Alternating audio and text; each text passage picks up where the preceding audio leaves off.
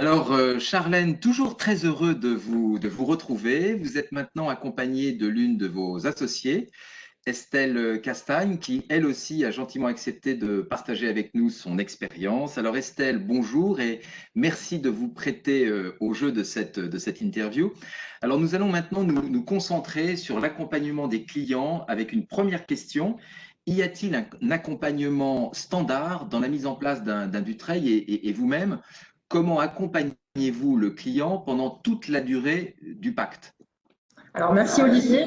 Je voudrais présenter Estelle, qui est directrice de mission et associée chez Alta Expertise Comptable. Juste avant de lui donner la parole sur l'accompagnement, je souhaite insister sur mon rôle en tant que CGP dans le cadre de la relation qui s'inscrit sur le long terme avec nos clients. C'est clairement une valeur ajoutée pour pérenniser les opérations dans le cadre du suivi d'un pacte Dutreil. Estelle, je te laisse la parole pour nous faire part de ton expérience en matière de Dutreil. Merci Charlène. Pour répondre à votre question, non, il n'y a pas d'accompagnement standard pour ce type de mission. L'accompagnement se dessine selon les objectifs et les besoins du client. Une étude approfondie de ces derniers, à court terme, moyen et long terme surtout, est indispensable, de même que la connaissance totale de l'historique de l'entité et aussi de la personnalité entrepreneuriale des clients.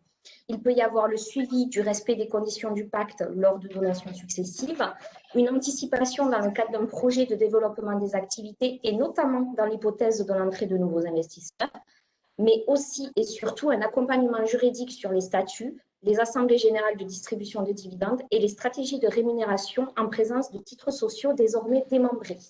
Alors, effectivement, très clair. Alors, pour le client, quel est le principal apport justement de ce pacte?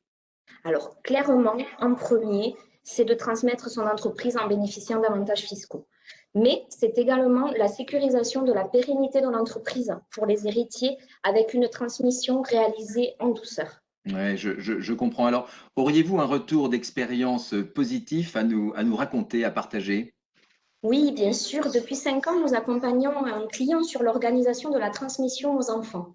Les parents détenaient la société via une holding non animatrice sous forme de SARL. Les enfants, quant à eux, étaient salariés de la société d'exploitation.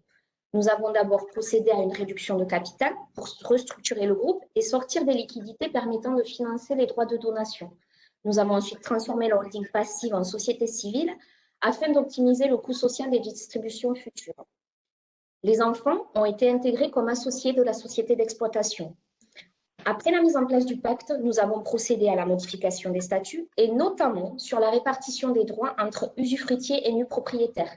Nous avons ensuite anticipé le départ à la retraite des parents dirigeants et aujourd'hui, les enfants sont co-gérants et nous les accompagnons dans les stratégies de développement de l'activité et la structuration des investissements. Notre rôle Merci. a donc été de gérer toute la partie administrative permettant aux parents, chefs d'entreprise, de se préoccuper uniquement de la formation des enfants à leur prise de fonction de direction. D'accord. Alors, merci beaucoup pour cet exemple. Mais alors, une autre question, un pacte Dutreil peut-il être requalifié et en avez-vous fait déjà l'expérience? Le risque zéro n'existe pas.